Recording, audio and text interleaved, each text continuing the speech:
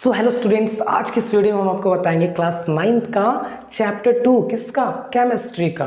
तो बच्चों केमिस्ट्री में अगर आप जाएंगे चैप्टर 2 में तो आपको पढ़ने के लिए मिलेगा पदार्थों का वर्गीकरण यानी क्लासिफिकेशन ऑफ मैटर। और बच्चों थोड़ा याद करो, मैंने आपको चैप्टर 1 में बताया था पदार्थ क्या होता है। अगर जो चैप्टर 1 पढ़ लिए होंगे उन्हें ये चैप्टर बहुत ईजी लगेगा पढ़ने में। तो बच्चों मैंने क्या बताया था पदार्थ में, क्या बताया था फर्स्ट चैप्टर में पदार्थ क्या होता है। आई थिंक आपको याद होगा तो आप मुझे बता सकते हैं।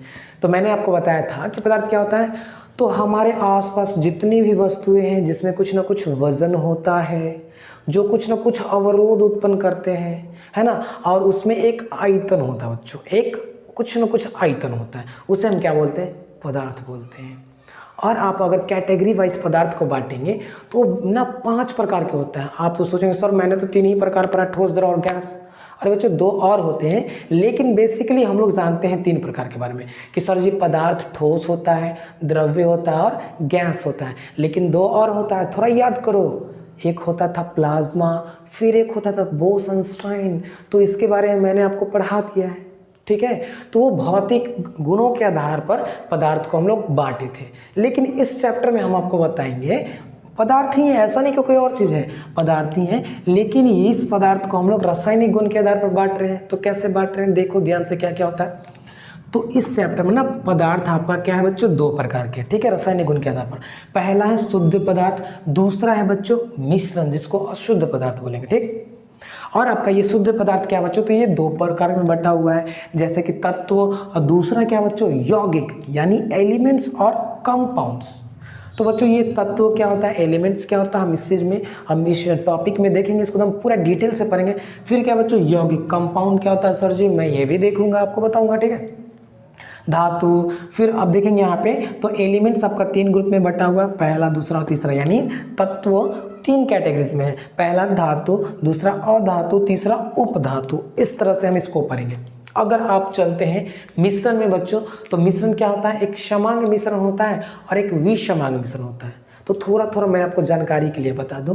समांग का मतलब हो गया बच्चों, एग्जाम्पल्स अगर देखेंगे, मिश्रण का मतलब ही होता है कोई 2 चीज़ को मिलाना, और वो 2 चीज़ अगर पूरी तरह से घुल जाती है तो वो कहलाएगी समांग मिश्रण। अगर नहीं घुल पाती है तो उसे हम विषमांग मिश्रण बोलेंगे। अब तुम थोड़ा सोचो कि क्या क्या चीज़ ऐसा है जो घुल जाएगा। अगर पानी नमक को मिलाएंगे, पानी दूध को मिलाएंगे तो अरे ये तो घुल जा रहा है, हाँ बच्चों, तो वही आपका समांग मिश्रण हो जाएगा, ठीक है। अब तुम सोचोगे क्या क्या चीज़ को मिलाएंगे जो नहीं घुलेगा। सर अगर बालू को पानी को मिलाएंगे तो, यू आर राइट, बालू और पानी कभी भी आपस में मिल घुल नहीं सकते। कितनों हम उसको डाल पर उलट पलट करेंगे तो नहीं मिलेगा, है ना। तो वो आपका हो जाएगा विषमांग मिश्रण। ये आपका एग्जाम्पल्स था कुछ, ठीक है।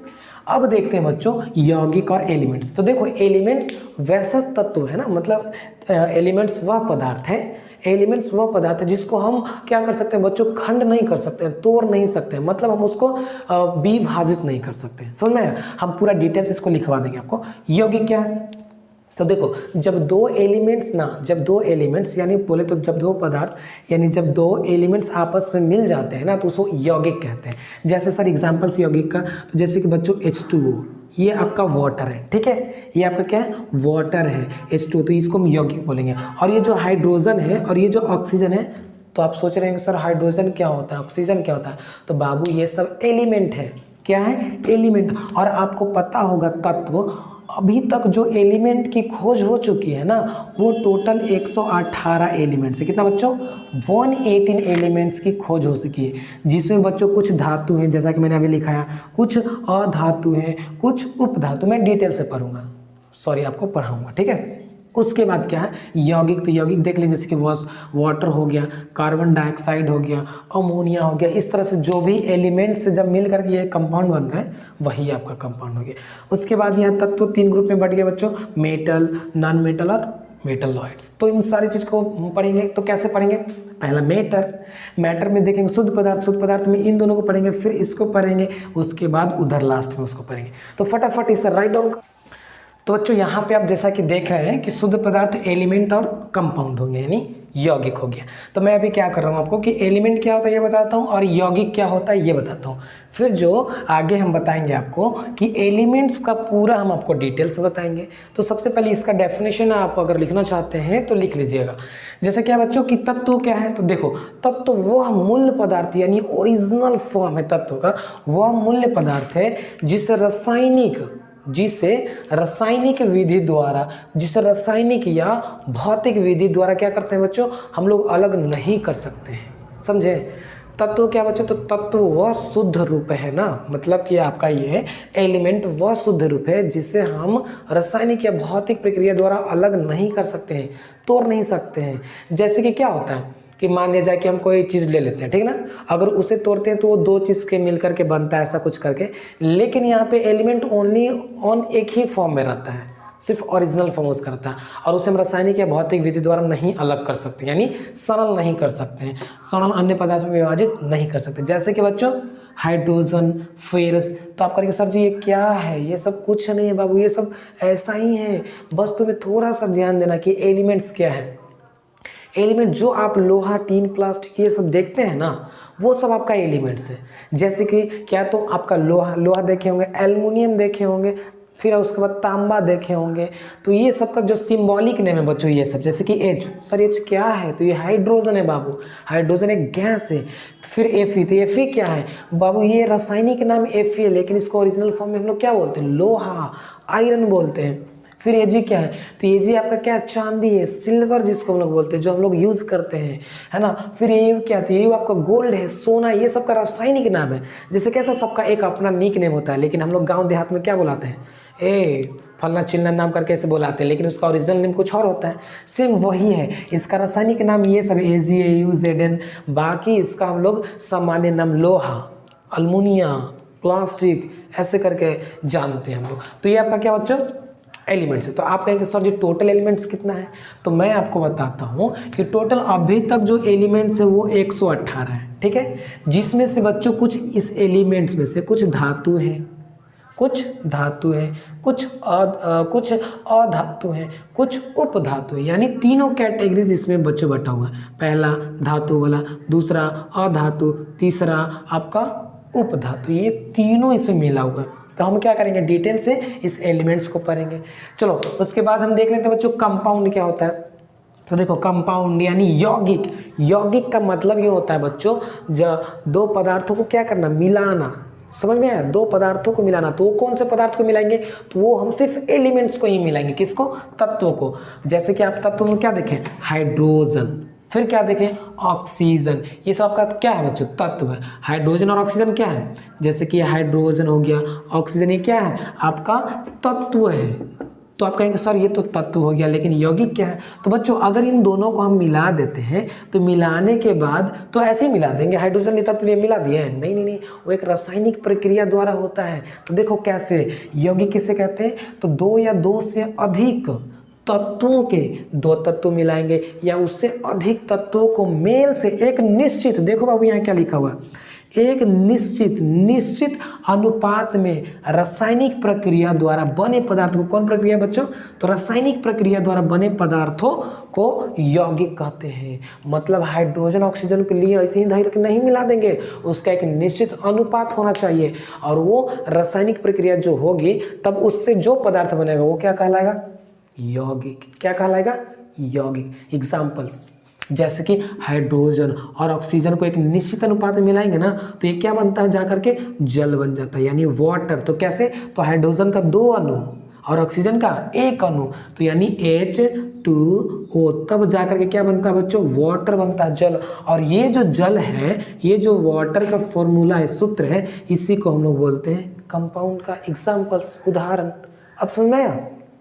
तो फिर से हम पूछेंगे आपसे यौगिक किसे कहते हैं, तो आप क्या बोलेंगे, दो या दो से अधिक तत्वों के, दो या दो से अधिक तत्वों के मेल से तत्वों के मेल से एक निश्चित अनुपात में रासायनिक प्रक्रिया द्वारा बने पदार्थों को क्या बोलते हैं बच्चों? यौगिक बोलते हैं। एग्जांपल्स में H2 वाटर, और सर एग्जांपल्स में कार्बन डाइऑक्साइड, ये भी एक यौगिक है, और अमोनिया क्लोराइड, सोडियम क्लोराइड, ये सब जितने भी सारे आप चीज़ नाम सुनते हैं वो सब क्या बच्चों? यौगिक है। तो आपको टेंशन नहीं लेना, एकदम बेफिक्र से पढ़िए। तो पहले सबसे पहले इतना राइट डाउन कर लीजिए बच्चों, इतना फटाफट उतार लीजिए, स्क्रीनशॉट ले लीजिए इसका। तो बच्चों जैसा कि आप देख रहे हैं यहाँ पे कि एलिमेंट्स, तत्व क्या है? तो तत्व हमारा 3 ग्रुप में बट गया। कौन कौन?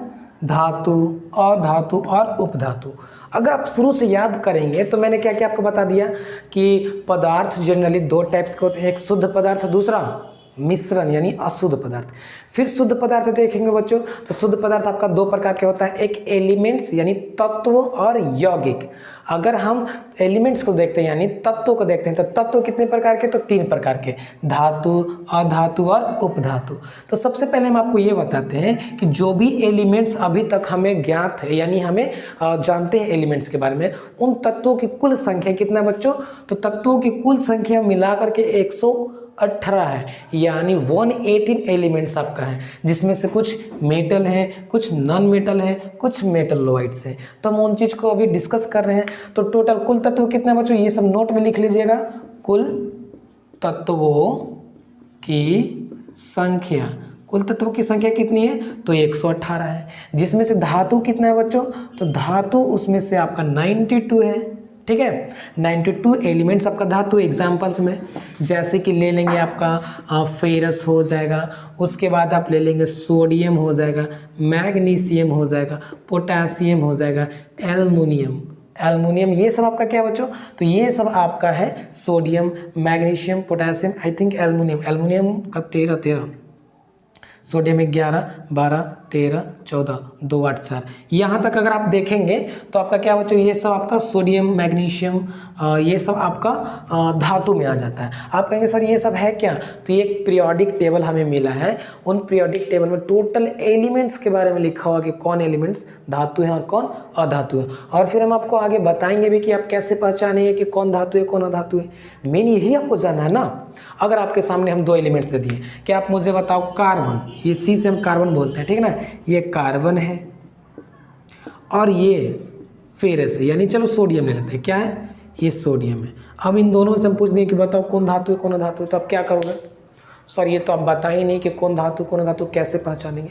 तो वही चीज़ को ना सबसे पहले अगर हम धातु जान जाते हैं, अधातु जान जाते हैं, उपधातु जान जाते हैं, तो इन तीनों में डिफरेंस हम ईजिली निकाल सकते हैं। ठीक है, ये तो भौतिक गुण के आधार पर हो गया। अब रासायनिक गुण के आधार पर भी हम इन्हें धातु और अधातु में अंतर निकालते हैं, तो अभी हम पढ़ेंगे भौतिक गुण के आधार पर। ठीक, तो चलो अभी मैंने क्या देखा बच्चों? तो बच्चों नेक्स्ट देखते हैं। कुल तत्वों की संख्या 118 हो गया, धातु 92 हो गया। एग्जाम्पल्स मैंने आपको बता दिया। अच्छा, ये जो तत्व है ना बच्चों, जिसमें धातु और अधातु सब मिक्स रहेगा, जैसे कि आपका हो गया क्या? हाइड्रोजन, ठीक है, उसके बाद हीलियम, फिर लिथियम, इस तरह से ऑक्सीजन, नाइट्रोजन, सोडियम, है ना, सोडियम, ये सब इसमें मिक्स रहेगा, धातु अधातु सब रहेगा। ठीक है, ये हो गया आपका धातु। अब देखते हैं अधातु की संख्या। तो बच्चों अधातु की संख्या से जनरली देखा जाए तो 20 से 18 है ना, मतलब 20 से 18 के आसपास में इनकी संख्या है। फिर नेक्स्ट देखते हैं, तो अधातु आपका कौन कौन हो जाएगा बच्चों? तो अधातु आपका हो जाएगा कार्बन, ऑक्सीजन, ठीक है ना, और ऑक्सीजन हो जाएगा, कार्बन हो जाएगा, फिर उसके बाद हो जाएगा hydrogen, nitrogen, hydrogen, helium, lithium, beryllium, boron, carbon, nitrogen, ये सब ETC, ये सब बच्चों आपका क्या हो जाएगा? अधातु हो जाएगा। ठीक है, फिर अगर नेक्स्ट हम आएंगे किसमें? उपधातु में। तो उप जो धातु की संख्या है क्या है? तो उपधातु की संख्या ये बच्चों 7 है। तो हो गया ये हो गया बोरोन हो गया, ठीक है, उसके बाद सिलिकॉन हो गया, उसके बाद एंटीमनी हो गया, ठीक है, फिर जर्मेनियम हो गया, ETC, ये सब आपका क्या बच्चों? तो ये सब आ जाता है उपधातु में। यानी ये सब थोड़ा सा बेसिक नॉलेज आप देख लीजिएगा। अब हम सबसे आएंगे कि धातु किसे कहते हैं और अधातु किसे कहते हैं, इनमें हम डिफरेंस को देखेंगे। तो चलिए इस वीडियो को यहाँ थोड़ा स्क्रीनशॉट ले लीजिए या इसे राइट डाउन कर लीजिए। कर लिए? अब चलते हैं, हम क्या देखते हैं बच्चों? धातु और अधातु में डिफरेंस। और आपको हम अभी होमवर्क देंगे जस्ट कि धातु और अधातु में आप मुझे अंतर लिख के बताइए, और मैं आपको इसका सिर्फ इसका बेसिक आपको बता देते हैं कि क्या होता है। तो बच्चों देखो धातु क्या है। देखो वैसा पदार्थ, मतलब जो भी तुमको पदार्थ मिलता है, यानी आपको जो भी पदार्थ मिलता है आप उसे क्या करिए कि थोड़ा महसूस करिए, एज्यूम करिए कि क्या वो ठोस है। तो पहला क्या होना चाहिए बच्चों कि अगर ठोस होना चाहिए। दूसरा क्या होना चाहिए बच्चों कि दूसरा पहला ठोस है क्या, दूसरा उससे इलेक्ट्रिसिटी पास कर रही है। तो इन सारी चीज़ को हम देखते हैं। तो सबसे पहले हम आते हैं बच्चों धातु में चलते हैं। तो हम आपसे पूछ दें कि धातु क्या है, तो आप कहेंगे कि सर जी धातु ना ठोस होता है। ठीक है, तो चलो मैंने मान लिया कि धातु ठोस होता है। क्या होता है? ठोस, पहला पॉइंट। अच्छा दूसरा पॉइंट क्या होता है कि सर ना धातु क्या होना चाहिए कि धातु को पीटने पर ना वो टूटना नहीं चाहिए। चलो मैंने ये भी मान लिया कि धातु क्या होना चाहिए, भंगुर होना चाहिए। भंगुर नहीं होते, ठीक ना, यानी धातु को पीटने पर चूर चूर नहीं होते। चलो नेक्स्ट बता दो सर धातु ना मतलब उसको पीटेंगे ना तो उसमें एक विशेष प्रकार की ध्वनि उत्पन्न होगी। तो चलो मैंने ये भी मान लिया कि उसमें से ध्वनि निकलता है। ठीक है, ध्वनि। और बताओ सर धातु ना क्या होगा, धातु धातु धातु, हाँ सर धातु को ऐसे पीटते ना तो वो फैलता है, यानी उसमें क्या होता है, फैलने की यानी आघात वर्धनीय होता है। चलो मैंने ये भी मान लिया।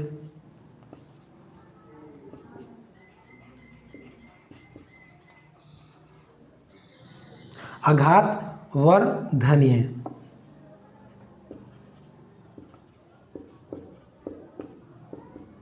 ठीक है, आघात वर्धनीय होता है। ठीक है, नेक्स्ट चलेंगे तो सर धातु ना तन्यता का गुण उसमें पाया जाता है, नहीं धातु तन्यता का गुण पाया जाता है उसमें। क्या चीज? तन्यता का।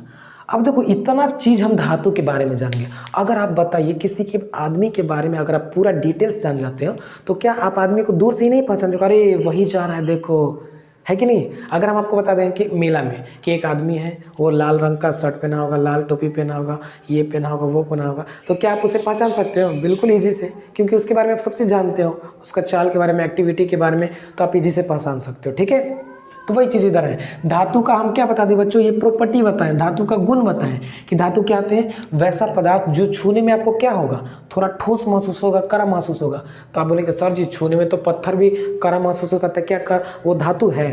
तो बच्चों चेक कर लो, ये सब चीज़ होना चाहिए, ऐसा नहीं कि सिर्फ ठोस ही होना चाहिए। ठोस के साथ साथ भंगुर मतलब चूर चूर नहीं होना चाहिए, फिर ध्वनि उत्पन्न होना चाहिए, फिर आघात वर्धनीय उत्पन्न होना चाहिए, तन्यता का गुण उसमें होना चाहिए, और क्या होना चाहिए, विद्युत और उष्मा का, विद्युत और उष्मा का क्या होना चाहिए, सुचालक। ठीक है ना, तब जा करके वो क्या हो जाएगा, धातु हो जाएगा। अब चलो हम आपको क्या करते हैं, डिफरेंट बताते हैं, पहचानते हैं। मान लो कि एक पत्थर ले लेते हैं, क्या ले लेते हैं, पत्थर, और इधर ले लेते हैं एफ यानी आयरन यानी लोहा। क्या बच्चों, ये आपका लोहा ले लेते हैं। ठीक, अब इन दोनों में देखते हैं डिफरेंट। चलो पत्थर ले लिए, यहाँ पे ले लिए लोहा का टुकड़ा, ऐसे ले लिया ना। अब चेक करते हैं कि क्या ये धातु अधातु कैसे पता चलता है। तो पत्थर में पहले देखो ठोस है, हाँ ठोस है पत्थर, ये भी ठोस है, ठीक, ये भी ठोस है।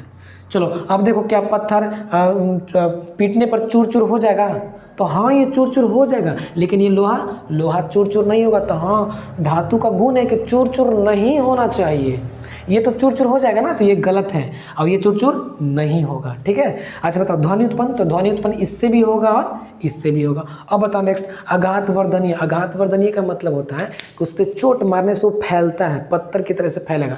तो क्या पत्थर फैलेगा? नहीं। लोहा, हाँ सर ये फैलेगा फैलेगा फैलेगा। अब बताओ तन्यता, क्या पत्थर लंबा हो जाएगा, ऐसे गोल है, मरते मरते मरते मरते हम लंबा कर सकते हैं? बिल्कुल नहीं, तो ये नहीं होगा, लोहा हो जाएगा। अब बताओ तुम विद्युत और उष्मा का सुचालक, क्या अगर हम एक पत्थर को ऐसे रख करके उसमें तार को ऐसे जोड़ देंगे, दूसरी तरफ सटाएंगे तो क्या इलेक्ट्रिसिटी पास करेगा? नहीं, तो ये नहीं हो पाएगा। क्या लोहा में होगा? हाँ सर लोहा में हो जाएगा। और उष्मा का सुचालक, उष्मा का मतलब कि अगर आप ना कैसे देखते हैं कि अगर रोटी पकाते हो तो तावा गर्म रहता है तो उसका हैंडल भी गर्म हो जाता है। कढ़ाई में देखते हो कि नीचे हीट देते हैं और उसका डंटी भी गर्म हो जाता है, तो वो होता है उष्मा का चालन। वहाँ पे उष्मा एक जगह से ट्रांसफ़र होके दूसरे जगह चला है। तो क्या पत्थर में ऐसा होगा? पत्थर में कुछ हद तक होगा, लेकिन पूरा नहीं होगा। लेकिन लोहा में बहुत तेज़ी से होगा, जल्दी से होगा।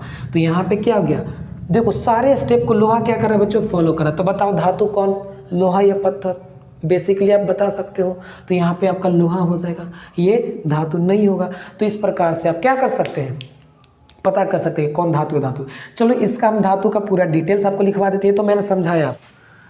तो बच्चों मेन इधर हम देख रहे हैं धातु का इंपॉर्टेंस, तो मैंने इधर लैंग्वेज में से लिख दिया। क्या है, तो बच्चों देख लो इधर कि चमक, तो धातु में एक विशेष प्रकार की चमक होती है, यानी धातु दूर से ही आपको चमकेगा, दिखेगा, लाइट मारेगा, तो समझ जाइए कि वो धातु, जैसे कि सोना, गोल्ड, शादी विवाह में देखे हो कि लेडीज लोग सोना पहनती है तो दूर से ही चमकता है ना, तो आपका गोल्ड हो जाएगा। फिर एजी, एजी रासायनिक नाम है, यानी चांदी, चांदी भी आपको चमकता है, चमक उसमें रहता है। एल्यूमिनियम, एल्यूमिनियम में भी ऐसा चमक होता है, ठीक है। तो ये सब आपका क्या हो जाएगा, धातु का गुण पहला। दूसरा कठोर, यानी ठोस, धातुएं क्या होती है, कठोर होती है, जैसे में आयरन हो गया, लोहा हो गया, पोटेशियम हो गया, etc। अब देखिए तन्यता, धातुएं तन्य होती है, समझ में आया। तन्यता का मतलब अगर उसे पीटिएगा ना तो वो लंबा ऐसे फैलते जाएगा। और राज की बात ये है बच्चों कि जो आपका एजी है, यहाँ पे एजी मतलब चांदी होता है, चांदी ना इतना लंबा हो सकता है, सोना चांदी की मत पूछिए। आप क्या करेंगे कि 1 ग्राम सोना को ना अगर आप लंबा करेंगे तो मैक्सिमम आपको 1 किलोमीटर, मतलब उससे ज़्यादा तक लंबा वायर जा सकता है, 1 किलोमीटर तक, उससे भी लंबा आपका वायर बन सकता है 1 ग्राम सिर्फ सोना को, ठीक है। फिर नेक्स्ट देंगे आघात वर्धनीय। आघात वर्धनीय का मतलब होता है कि जैसे पीटिएगा ना तो वो फैलेगा, ऐसे कढ़ाई की तरह बनेगा।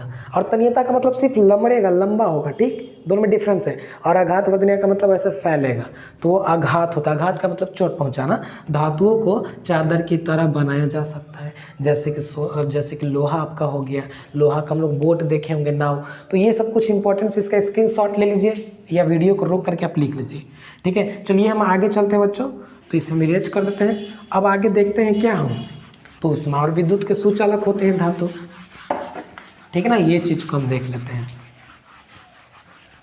नेक्स्ट क्या देखते हैं बच्चों, तो यहां तन्यता हो गया,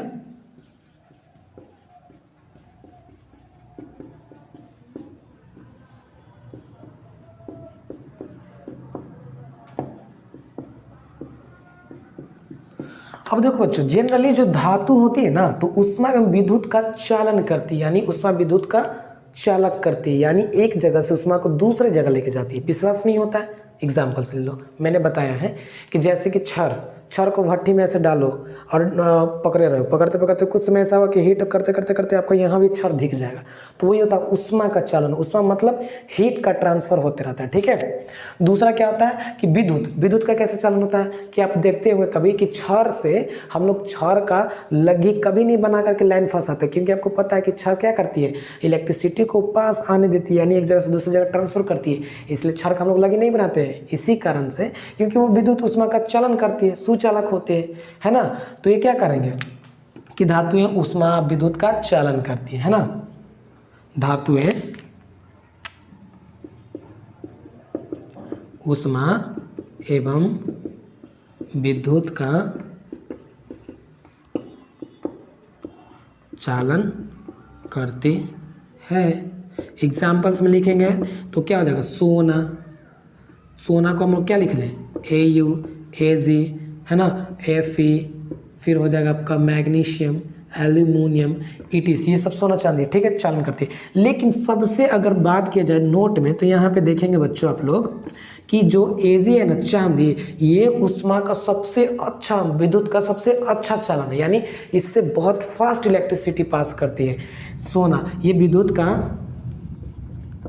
का अच्छा चालक है, ठीक है। कौन, तो ये AG मतलब चांदी, ये विद्युत का अच्छा चालक है बच्चों, ठीक, चांदी। तो आपको मैंने इतना बता दिया, मजा आया होगा इस क्लास में। अब देखो बच्चों आपको करना क्या है कि यहाँ पे अधातु है और अधातु का आपको वैसा ही मुझे बताना है कि क्या होता है। अगर तुम मुझे बताओ धातु में ऊष्मा विद्युत का चालन होता तो क्या धातु में होगा, नहीं, जस्ट अपोजिट। जैसे कि मैं ठोस हूँ तो ये ठोस नहीं होगा, मैं विद्युत का चालन करता हूँ तो ये नहीं करेगा, मैं तन्यता का मुझ में गुण होता तो उसमें नहीं होगा। तो यही सब आपको बताना है, दोनों में डिफरेंस लिख करके आना है। तो आपका होमवर्क बस ये बच्चों कि धातु एवं अधातु में अंतर लिखें। ये आपका आज का होमवर्क हो जाएगा और फटाफट इस होमवर्क को मेरे व्हाट्सएप पे आप जल्दी सेंड करिए। तो बच्चों फटाफट, अगर नंबर नहीं तो मैं लिंक डिस्क्रिप्शन में दे दूंगा, मतलब डिस्क्रिप्शन में नंबर दे दूंगा, या आपको स्क्रीन पे भी नंबर दे सकता हूँ। तो फटाफट आप क्या करें, इसे होमवर्क को रेडी करके मुझे भेजें। तो बस आज के लिए इतना ही। Take care, bye bye.